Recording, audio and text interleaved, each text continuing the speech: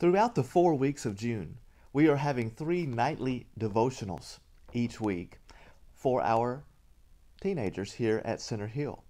Sunday night, we're having the 11th and 12th graders. Monday night, we're having the 9th and 10th graders. And Tuesday night, we're having the 7th and 8th graders. And we've broken them down in smaller groups so that we can discuss Philippians throughout this month. And of course, this week, we've come to Philippians chapter 2. And last night, as we met and discussed with one of those small groups, we noticed in chapter 2, a lot of things are unpacked that were talked about in chapter 1.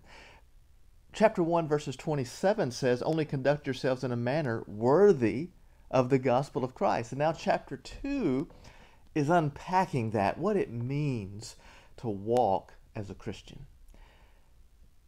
Today, for our daily bread, I want to zero in on verses 3 and 4 and just share a little thought from our study together that we had last night with the teenagers. Verse 3 says, "Do nothing from selfishness or empty conceit, but with humility of mind let each one of you regard one another as more important than himself. Do not merely look out for your own personal interest, but also for the interest of others." And he's going to go on in this chapter and describe for us and instruct us how to have the mindset of Jesus, who certainly is the example for us on how to live in humility and to seek after others' interest over our own. Do nothing from selfish ambition. That's tough. That really is tough.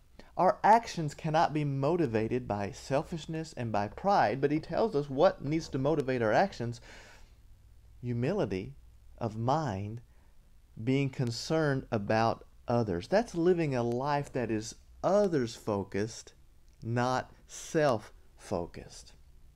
And so, when I asked the teenagers last night as we tried to apply this passage, I want to share with you one example that sort of came to the surface, and I think it'll be an encouragement for you today as well.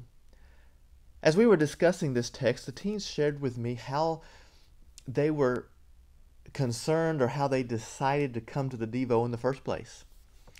You know, they texted some of their friends, "Are you going to be there?" And they wanted to make sure someone was there that they were friends with or had a closeness with, so that would give them a level of comfort in coming to the devotional. What if we were to use this mindset, I asked them, the mindset we're reading about in this passage? And they quickly agreed that it's different. It's a different way of thinking.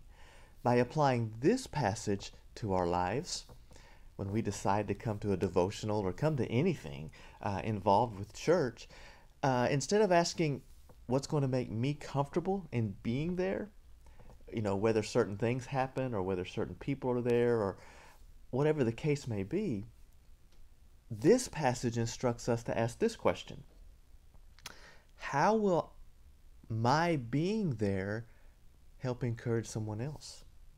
How will my being there help give comfort to someone else? It's just a little different way of thinking, but that's a Christian way of thinking.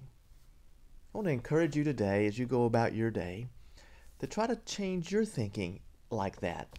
A little bit different, but it's seeking the needs of others over our own. Hope you have a great day.